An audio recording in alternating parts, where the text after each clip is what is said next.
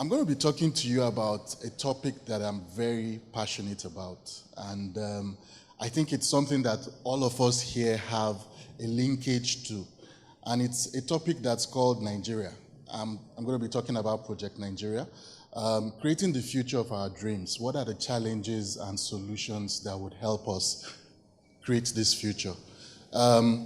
Nigeria is a country that I'm very proud of. Like the presenter who presented me, I have what I call, I don't want to say dual citizenship because that means two countries, but I have dual statesmanship. So I'm half Northerner and half Igbo. So that's why the Saidu is my name, but my friends call me Obiora, etc. But you know, what it does basically is that it has helped me see Nigeria as a country that is a unifying factor for all of us all. Nigeria is the third largest English-speaking country in the world. Nigeria has the third largest entertainment industry in the world after the US, Bollywood, and Nollywood. Nigeria also has one of the most diversified economies that the world has seen. So how does this whole thing tie in together, and how does technology help us to move Nigeria basically to the next frontier? Before I start, I'd like to share a story with you guys. And I know people have been, you know, we've all been listening to different people talk all day.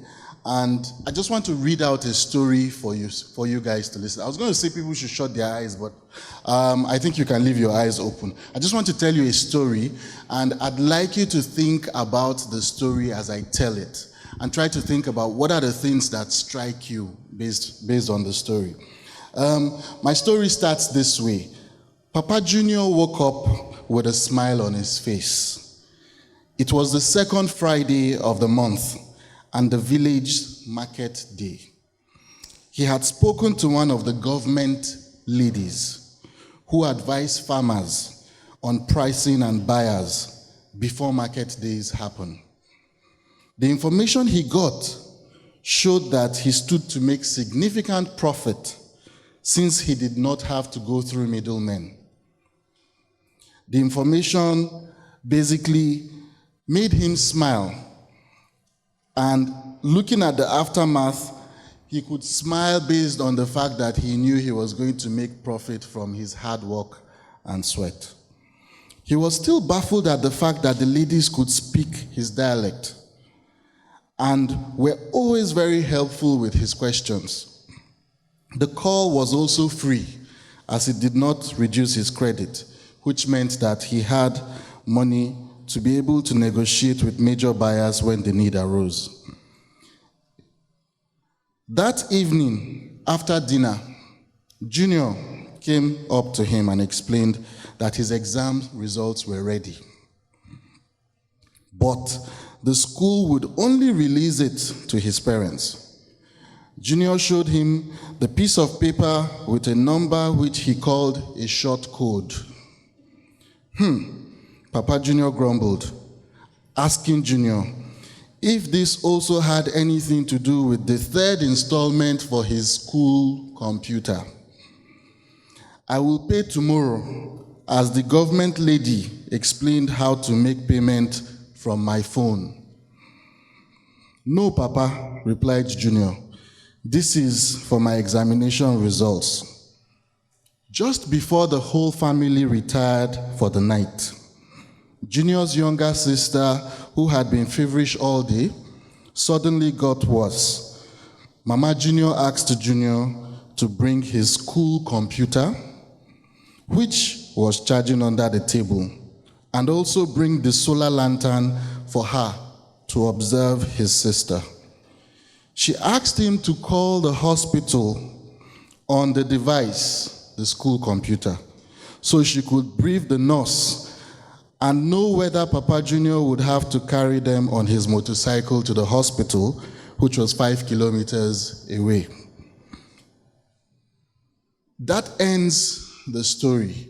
And what I would like to do is basically share with you some of the salient points in the story.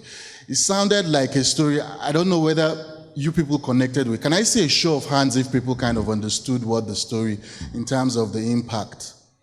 Or if people are a bit confused? Now, what the story in essence is trying to do is to show the linkage between the future we want to have. So imagine a very local setting where you have a family of 4.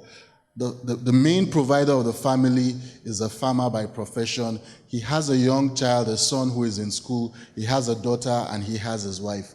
How can technology help transform these people's lives based on where they are today? What would the future look like for them when you look at it from a technology perspective?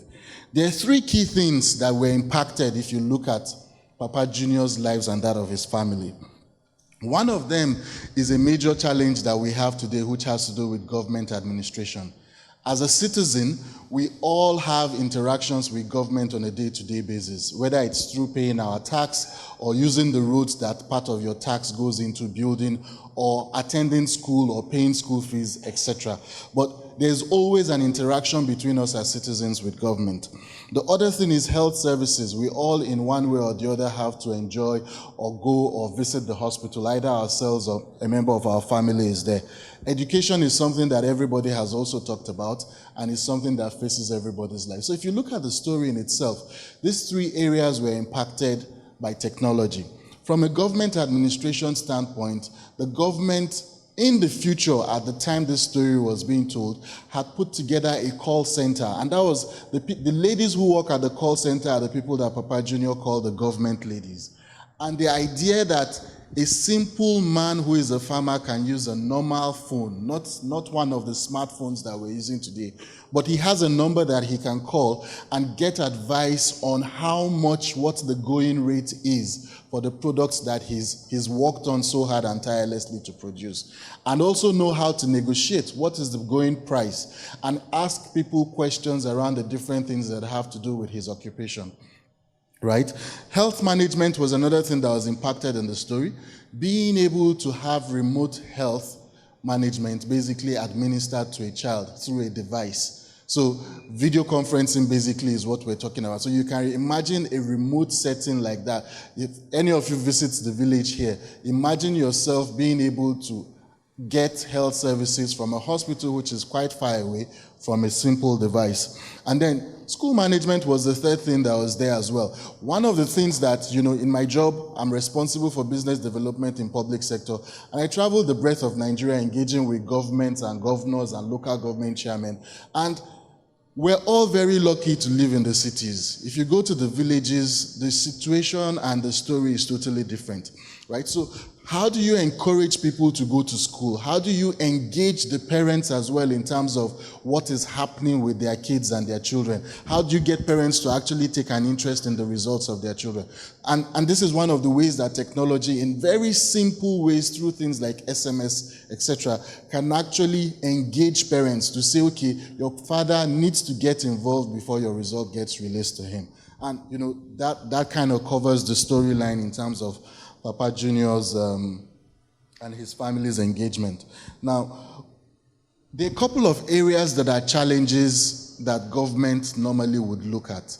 And part of what I would like to do is to share with you some of these key areas, 8 of them in particular, and share with you solutions and technologies that are basically helping create changes and transformations in these areas. So you have government administration, for example. You have what we call public safety and security. Government administration is basically how government collaborates and dispenses its services to its citizens. You have government is also responsible for the challenges of safety. For those of us who have linkages with the North, there's a whole lot going on right now with the Boko Haram saga and bombs going off. So there's a huge drive and responsibility on the shoulders of government to make sure that citizens are safe. Health services is also very critical. You also have the area of education. You have energy and water, you have buildings, you have tourism, and you have transportation. Now, I'll just quickly pick individual areas within these places and talk about some things. For government administration, for example, I want to pick one concept that's called the dashboard, the city dashboard. all of us here as citizens, we interact. If you pick Port Harcourt, for example, how much has been budgeted for Port Harcourt this year? How much is the budget of Port Harcourt? How much of that budget is going to be used to build roads and construct hospitals? If the money that was meant to construct hospitals, for example, is say 50 million naira, how much of that money has been used judiciously to construct hospitals and actually impacted? Dashboards are there to help citizens engage with their government. It's almost like an audit process where you can see what your government is doing and be able to interact and assess the level of engagement. If you look at things like tourism and recreation, places like Calabar pride themselves to be tourism hotspots. How can they use technology to drive these engagements? There are mobile applications now that people install and download and install on their mobile phones that tells you the hotspots or shares things around what is happening in the city. There's also social media, which a lot of people here I'm sure have, and where we tweet and we engage with each other about things that are happening in different areas. So basically, what you have is technology is helping transform these different areas by providing both complex and simple solutions depending on where you find yourself on the different areas and challenges that government is facing. If you pick the vision of government, there are three main things that every government is trying to do. If you look at the Nigerian project, for example, what are the things that are most important to us? You have the creation of value, right? So for each and every one of us here, everybody is here because they perceive that there's some form of value that they are going to get from attending this event. So for us, value is a critical factor in terms of us engaging in different situations. So whether it's our government, for example, people-centricity. So basically surrounding and making sure that the solutions that are designed are around people. And then of course, cost is a key issue right now. Resources are scarce all over the world. So whatever it is that you're going to do or that you're going to plan for has to be, designed around making sure that it is cost efficient. So, I've told you a story. I've told you about how technology is helping transform people's lives, not just in the cities, but in the rural areas as well. I've told you and I've shared with you some of the things that are challenges that government is facing. And I want to leave you with what I call disruptive technologies and just share about two of them with you. The idea is Africa and Nigeria is in a particularly, what I would call, and we have an advantage in the sense that we can leapfrog what is happening in other areas. We don't have to wait, for example, for all our children in the rural areas to learn how to read properly before we give them computers. We can actually give them computers now for them to start learning. And the disruptive technologies that I want to talk about that can really help us drive technology to the hinterland and across the country is, one of them is called TV white space. Now, the internet is key to some of the changes that must happen all over the country. Because what the internet does is that it provides a platform for people to communicate and share information. But the challenge is, how do you get the internet across Nigeria's wide expanse? TV white spaces is a technology that allows you to use free spectrums within the TV spectrum. So if I could explain it, if you guys remember, we used to have UHF channels on television where you tune to a particular channel for you to be able to view a TV channel. Now, in between those channels that you tune into, there are free spectrums in there that can be used to transmit broadband internet.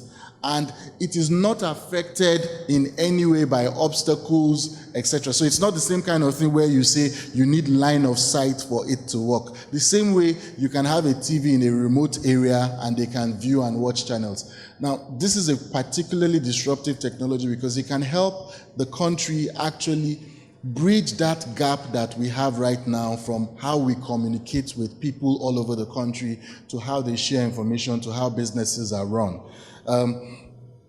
The final one is also something that's quite disruptive, and it's a concept that's being worked on in different forms by different companies right now. So I call them the Skynet drones. So one format is basically where you have all these drone planes, which flies and hovers around a particular vicinity, and it's connected directly to satellite and beams down internet signals to a particular area. Google has a version of it that they call the Google balloon, which basically is the same concept where you have a balloon hovering, you're not spending money, it isn't. Thank you.